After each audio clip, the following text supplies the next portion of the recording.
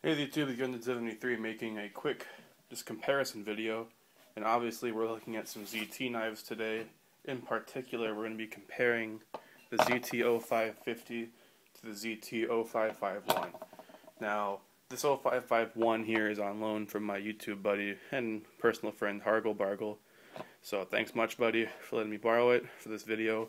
And basically, I'll be showing you guys the differences between these knives. You know, some people say, oh, it's just the blade steel, just the G10.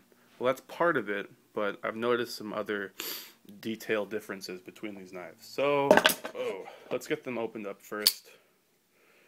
And first off, I don't know if this is a thing between all of them or not, but my 550 has a much stronger detent than this 551.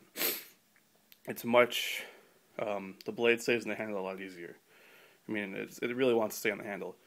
And other differences with that detent, you can see that on the 0551, which is the knife right here on the left, you can see the ball detent is sort of has this hole in the outside, not present on the 550.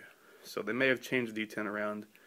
And other things, obviously, like the handle texture is different.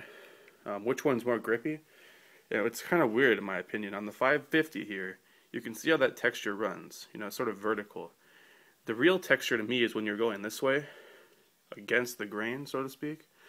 When your fingers are like that, you can see they're not really going, they're going with the grain as opposed to against it. So it feels, I mean, the 551 I should say, has a better, more traction-y texture, you know, but it's only slightly better, you know, it's not completely different or anything.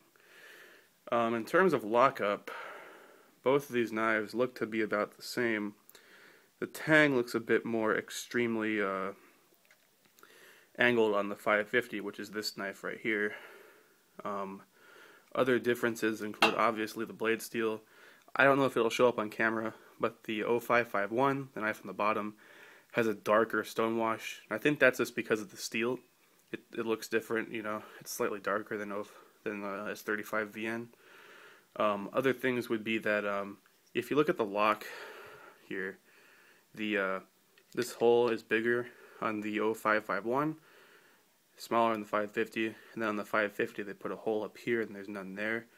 Another interesting thing is they increased the font size of the laser etching, so you can see it's much larger on the 550, which is interesting in my opinion. I'm not sure why they did that. Personally, I like it. You can also see the beveling on the titanium is different. It's a lot wider on the 551 than it is in the 550. The titanium and all the handle and blade and stuff is all the same thickness. So what I think they basically did was, obviously the 551 came out first, you know. It was the first knife that came out. It may have had some kinks in the design, I'm not sure. This one works just fine, the 551, but I think they just refined the design ever so slightly when they went to the 550 because they learned from any mistakes they may have made, you know.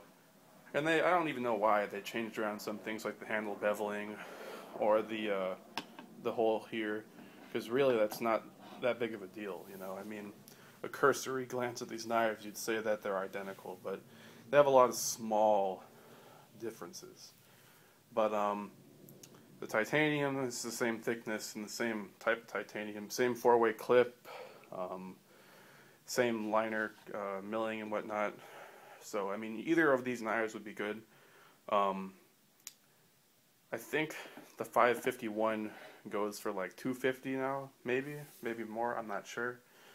And the 550 streets at like $200. So I mean, if you want, you know, the cheaper of the two is the 550, but if you're a steel junkie and you really care about the steel, then the 551 with the LMAX will be better than the S35 VN. But the S35 VN isn't a slouch.